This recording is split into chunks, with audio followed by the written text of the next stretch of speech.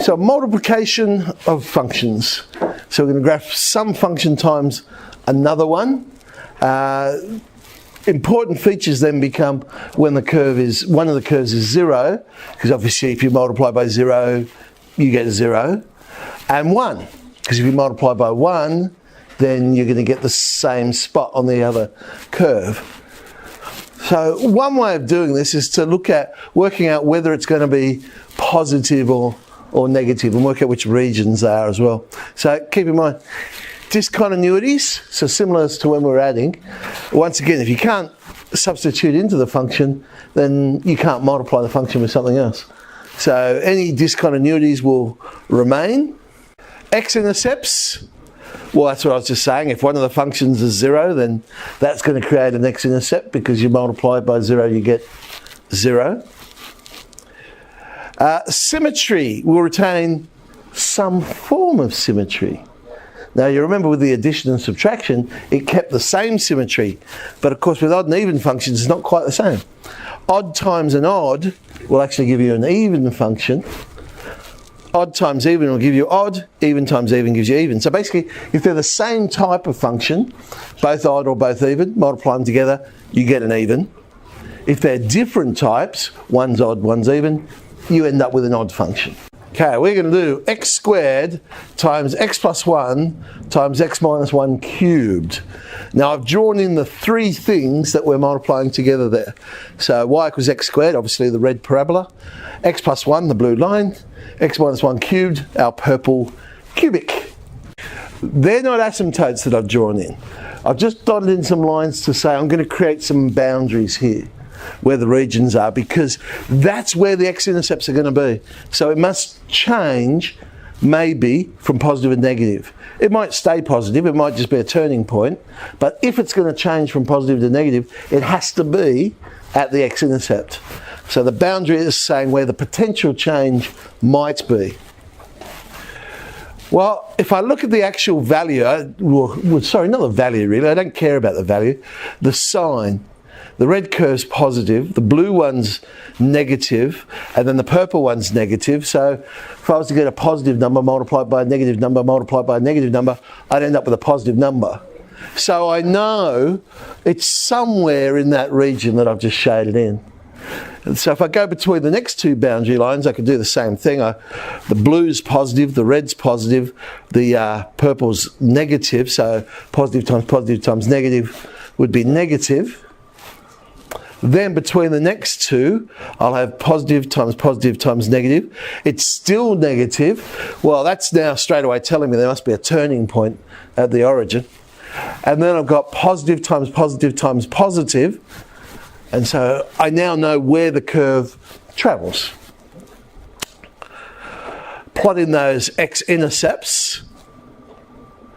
And the actual curve, if you can see it there underneath the pink shading, is like so. It's going to come down, cut through the x-intercept. Remember from our polynomials, we know that the x-intercept will act like the power. So that was another giveaway that we had a turning point at the origin. Now my scale is such that it looks like it's going dead straight, but it is actually turning there. It's just such a small one. Let's get rid of that blue so we can see the green curve in a little bit more detail. And then at number 1, we know it's to the power of 3, so it's actually coming through like a cubic, an inflection. So that's just, I guess, another way of working out where they go. Of course, we looked at polynomials before. You can still just use the technique we saw before. I mean, if you're happy with that, that works. So division, well, division and multiplication are the same, really. All division is multiplying by a reciprocal. So the same rules apply. I can break it up into the regions. So x plus 1, x minus 2 over x plus 2, x minus 1. So this time there's 4 lines. Again, I'll break up the boundaries, but this time 2 of those boundaries will actually be vertical asymptotes, because the bottom of the fraction can't equal 0. So at negative 2 and positive 1, they are actually asymptotes. I've marked them in red, because red, danger, don't go there. Okay, whereas the other regions one, boundaries, I'll mark in green. Blue, that's blue, not green. I'll mark in, but would have made more sense to green, so green for go, we can go there. But anyway. Negative times negative times negative times negative is positive. Positive times negative times negative times negative is negative. Positive times negative is positive. Positive times positive times negative is negative. And positive times positive times positive times positive is positive. So we know where the curve's going to travel. We'll have x-intercepts at where those blue dotted lines are. So one there. And this one, there we go, I've worked out my y-intercept, because that's a rather easy one to work in, sub in 0, you get that one. I've got to bend towards asymptotes, remember that? And I'm staying in these regions. So I'm looking here at the left, I can't go negative, so I know the curve bends. I'm going to get like a hyperbolic shape on the left-hand side. The horizontal asymptote we could work out, of course, by doing a polynomial division. So let's do that. So we're going to investigate that behaviour. You could use limits, you could use polynomial division. However you choose to do it, we'll come up with our horizontal asymptote is 1. There we go. So all right, now I know how it goes there. Okay. There's my curve. It's got the hyperbola shape on the left-hand side. In between -2 and all the way over here to 1, it goes through the 0 here. It must bend towards the asymptote, so somewhere it must inflect, so change concavity so it can bend towards the two asymptotes. And on the right-hand side, again, we get like a hyperbolic shape. It goes through 2 naught there, but it's got to bend towards both of those asymptotes. So the blue curve is our answer for the division one there.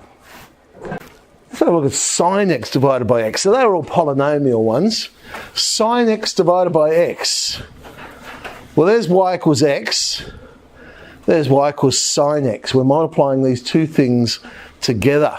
Remember, limit as x approaches 0 of sine x on x is 1. So I know this curve, the y-intercept, well, it won't actually get to 1, but it'll approach 1. It actually means we'll end up with a point discontinuity there. That's what it ends up looking like, you'll notice. Yep. In between each of these x-intercepts, positive times positive, it winds along. If you think about it, I'm getting sine x, which is always in between -1 and 1, and I'm dividing by bigger and bigger and bigger numbers.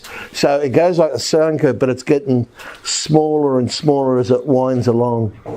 And the same happens out on the left, but it's an even function, because sine x is odd, x is odd. Odd divided by odd would give me an even function, so I know it has that reflectional symmetry.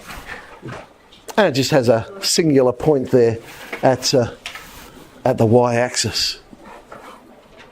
Oh, there you go, I'll get rid of the red curve. Now you'll never know that those scales were different. There's the curve.